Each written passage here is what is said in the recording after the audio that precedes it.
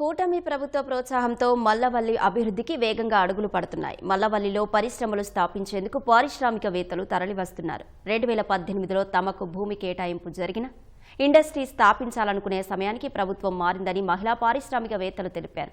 గత వైసీపీ ప్రభుత్వ తీరు వల్ల పరిశ్రమ పెట్టకుండానే అనేక ఇబ్బందులు పడ్డామని ఆవేదన వ్యక్తం చేశారు. కూటమి ప్రభుత్వ ప్రోత్సాహంతో పరిశ్రమ పెట్టేందుకు పట్టుదలగా ఉన్నట్లు చెప్పారు. ప్రస్తుతం మల్లవల్లిలో నెలకొంటున్న పారిశ్రామిక సందడిపై మరింత సమాచారం మా ప్రతినిధి శ్రీనివాస్ అందిస్తారు. కూటమి ప్రభుత్వం అధికారంలోకి వచ్చిన తర్వాత కృష్ణా జిల్లాను పారిశ్రామికంగా మరింత ముందుకు తీసుకెళ్లాలన్న ఆలోచనతో కృష్ణా జిల్లా బాపులపాడు మండలం మల్లవల్లిలో ఉన్న పారిశ్రామిక వేడ అభివృద్ధిపై దృష్టి సారించింది. గతంలో అంటే 2014-19 మధ్య సమయంలో ఇక్కడ పారిశ్రామిక వాడ నిర్మాణానికి శ్రీకారం చుట్టింది. గతంలోనే ఇక్కడ పారిశ్రామికవేత్తలు తమ ఉత్పత్తులను ప్రారంభించారు. అయితే లాస్ట్ గవర్నమెంట్ వైసీపీ ప్రభుత్వం అధికారంలోకి వచ్చిన తర్వాత ఈ మల్లవల్లి పారిశ్రామిక వేడను పట్టించుకోకపోవడంతో ఇక్కడ నిర్మాణం చేయాలనుకున్న పారిశ్రామికవేత్తలందరూ కూడా వెనక్కి వెళ్ళిపోయారు. ప్రస్తుతం కూటమి ప్రభుత్వం అధికారంలోకి వచ్చిన తర్వాత వెనక్కి వెళ్ళిపోయిన పారిశ్రామికవేత్తలను తిరిగి రప్పించడంతో పాటు ఇక్కడ మల్లవల్లిలో కొత్తగా పరిశ్రమలు పెట్టేందుకు కూడా చర్యలు చేపట్టింది. గతంలో ఎవరైతే ఇక్కడ పరిశ్రమలు స్థాపించాలనుకున్న వారికి ఇటీవల ఏపీఐసీ అధికారులు లాటరీ ద్వారా ఫ్లాట్లు కేటాయించడం జరిగింది. మల్లవల్లిలో ఉన్న పరిస్థితులను తెలుసుకునేందుకు ఇక్కడ స్థలం కేటాయించబడిన పారిశ్రామికవేత్తలు కొంతమంది మనతో ఉన్నారు. వారితో మాట్లాడదాం.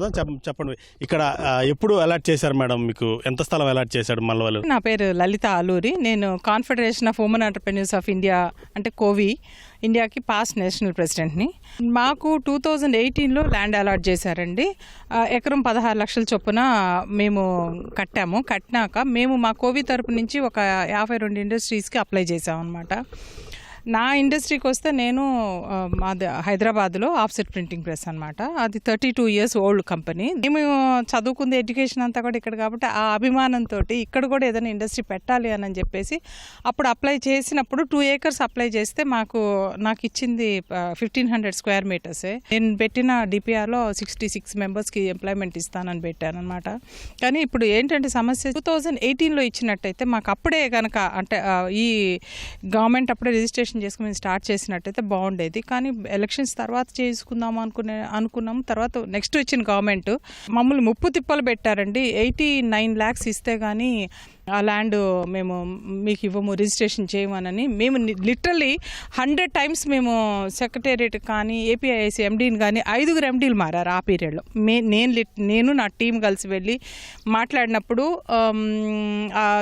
చెప్తామంటారు, కన్సిడర్ చేస్తాం ఉమెన్ని అని అంటామే కానీ ఏమీ చేసింది లేదు. లక్కీగా మళ్ళా చంద్రబాబు గారు వచ్చినాక మాకు చాలా అంటే ఫస్ట్ స్టెప్ ఆయన బోల్డ్ స్టెప్ తీసుకొని మాకు మళ్ళీ పాత రేటుకి ఇవ్వటం అనేది వచ్చింది. కానీ ఈ పీరియడ్లో మేము 7 years వాల్యుబుల్ పీరియడ్ పోగొట్టుకున్నాము. అంటే మేమందరం మిడిల్ ఏజ్లో ఉన్నాం. ఇప్పుడు వచ్చేటప్పటికి లోన్స్ తీసుకోవాలన్నా కూడా ఏజ్ కన్సిడర్ చేస్తారు. అదొక డ్రాబ్యాక్ అయింది. కానీ మేము పట్టుదలగా ఉన్నాం. మేము అందరం కూడా ఇండస్ట్రీస్ పెట్టాలని చాలా వరకు అన్ని ల్యాండ్స్ అంతా క్లియర్ చేసుకున్నాము, ప్లానింగ్ చేస్తున్నాము. మీకు కూడా ల్యాండ్ అలాట్ చేశారా మేడం?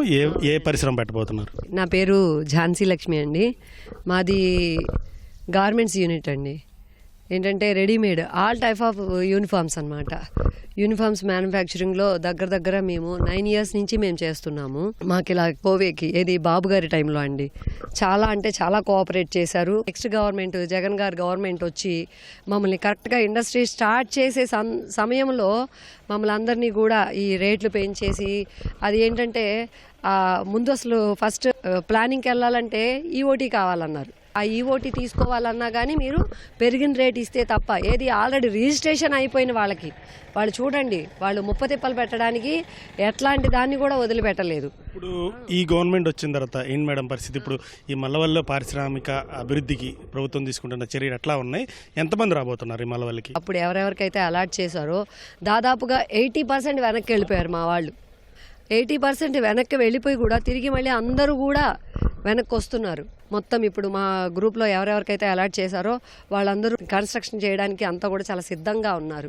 కాకపోతే ఇక్కడ ఏంటంటే మాకు ఈ టైమ్ ఆఫ్ ది పీరియడ్ కూడా కొంచెం ఫాస్ట్గా మూవ్ చేస్తే ఈ ఓటీలు ఇవ్వడం అనేది ఇవంతా కూడా మేము ఇంకా మరింత బాగా డెవలప్ చేసి త్వరగా వితిన్ 6 monthsలో మా యూనిట్ స్టార్ట్ చేసి చక్కగా ఎంప్లాయ్మెంట్ కూడా కల్పించగలమని మేము విన్నపం చేసుకుంటున్నాం గవర్నమెంట్ వారికి. మొత్తంగా గత ప్రభుత్వ తీరు వల్ల వెనక్కి వెళ్ళిపోయిన పారిశ్రామికవేత్తలందరూ కూడా ఇప్పుడు మల్లవల్లికి చేరుకుంటున్నారు. మరొకవైపు రాష్ట్ర ప్రభుత్వం కూడా ఈ మల్లవల్లి పారిశ్రామిక అభివృద్ధి మీద దృష్టి పెట్టిన నేపథ్యంలో కొత్తగా పారిశ్రామికవేత్తలు కూడా ఈ మల్లవల్లి పారిశ్రామిక వేడలో పరిశ్రమలు స్థాపించేందుకు వడివడిగా అడుగులు వేస్తున్న తరుణంలో మల్లవల్లి ముఖచిత్రం అనేది త్వరలో మారబోతుందని కూడా చెప్పుకోవచ్చు. కెమెరామెన్ సోమేష్తో శ్రీనివాస్, ఈటీవీ న్యూస్, మల్లవల్లి, కృష్ణా జిల్లా.